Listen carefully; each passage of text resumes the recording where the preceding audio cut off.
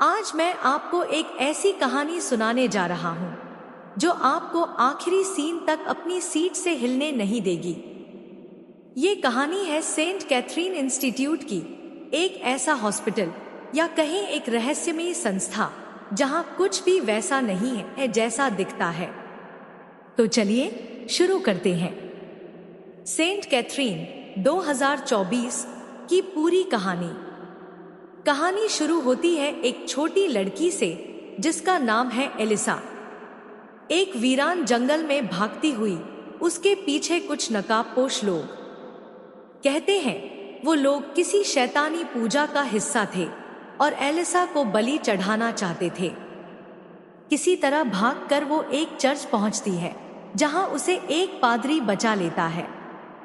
पादरी उसे लेकर आता है सेंट कैथरीन इंस्टीट्यूट में जो अनाथ बच्चों के लिए बना है। पर क्या ये जगह वाकई सुरक्षित है? इंस्टीट्यूट अंदर से बहुत बड़ा और पुराना है। लंबी कॉरिडोर, अंधेरा और दीवारों पर अजीब पेंटिंग्स। यहाँ एलिसा के जैसे कई बच्चे हैं, सबका कोई ना कोई काला अतीत है। इंस्टीट्यूट के वार्डन्स सिस्टर मार्गरेट और फादर डेमियन इन बच्चों को प्योरिफिकेशन यानी शुद्धिकरण के नाम पर रहस्यमय इलाज देते हैं। धीरे धीरे एलिसा महसूस करती है कि रात के वक्त बच्चों के चीखने की आवाजें आती हैं, लेकिन सबको चुप कर दिया जाता है। एक रात एलिसा अपनी दोस्त क्लारा के साथ उस बंद दरवाजे को खोल देती है जिसके अंदर जाना मना है।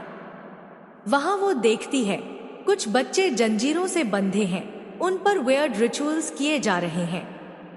क्लारा डर के मारे एलिसा से कहती है, हम भाग चलते हैं। लेकिन अगले दिन क्लारा गायब हो जाती है। वार्डन्स कहते हैं क्लारा भाग गई, लेकिन एलिसा को पता है वो झूठ बोल रहे हैं।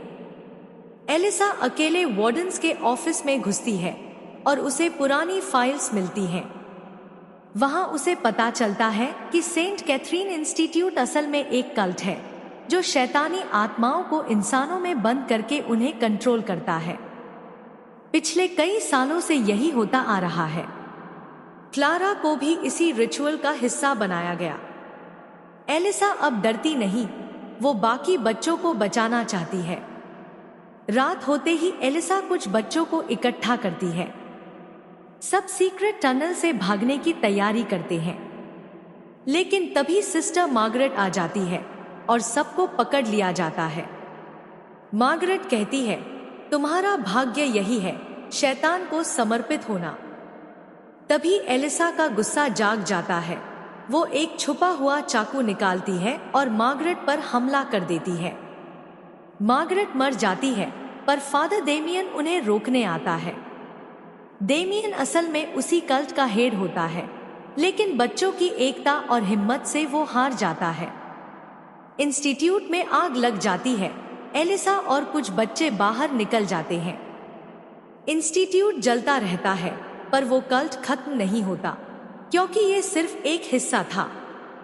आखिर में दिखाया जाता है कि एलिसा एक नए शहर में पहुंचती है, लेकिन उसे पता है कि कल्ट कहीं और भी हो सकता है।